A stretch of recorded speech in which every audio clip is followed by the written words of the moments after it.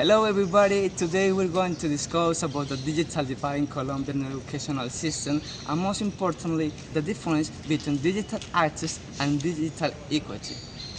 Technology has created new learning opportunities, but only when students and institutions have the proper infrastructure and conditions needed to use it meaningfully.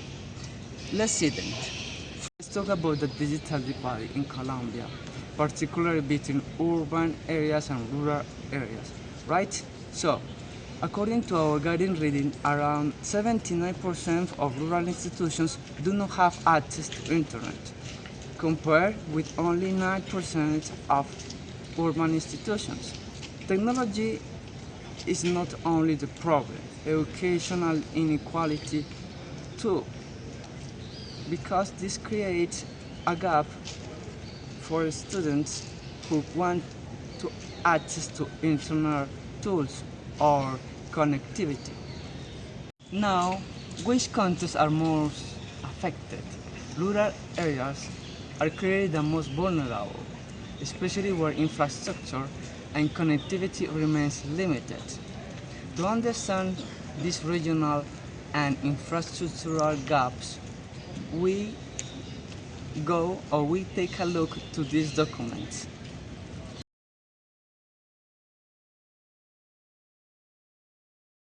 So now we have to address how the digital access affects students. Rural schools in Colombia, 35% of them, only 35% of them have reliable internet access. And only 67% of teachers in rural schools have the knowledge to actually use these kinds of technologies.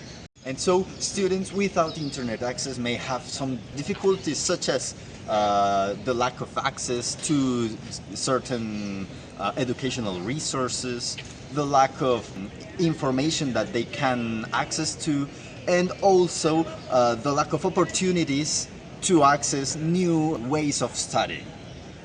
We have to address the differences between access and equity. Access is that you or someone else that needs it has the access or the opportunity to have a digital device, a computer, a cell phone, a printer even, and they have access to that specific piece of equipment.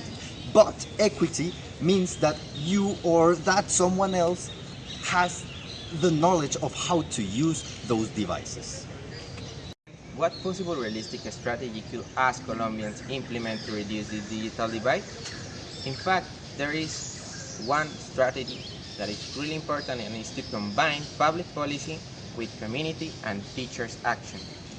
Sometimes, and only sometimes, government invests in technological tools. But does that not mean that teachers should only rely completely on those technological tools to prepare a class?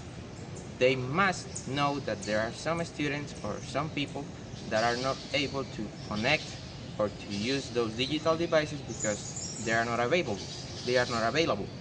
And what government should do is not only to invest in technological devices or tools, but the real problem is to invest in the proper teacher training to rely on those digital devices, not completely, because there are some students that are not able to use them all the time, but to know when to use them and give the proper alternative for those students with limited connectivity.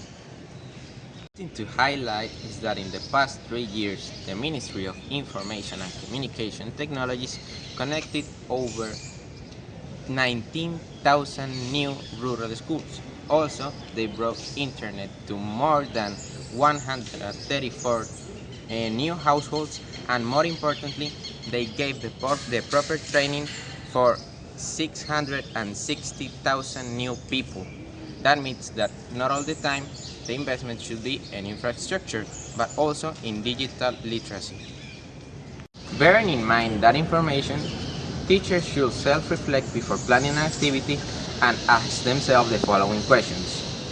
First, do all my students have reliable internet access?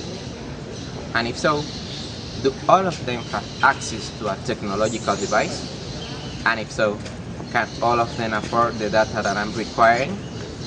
And if so, can that internet access fail? And if it does not fail, are all of them digitally literate to use those technological devices?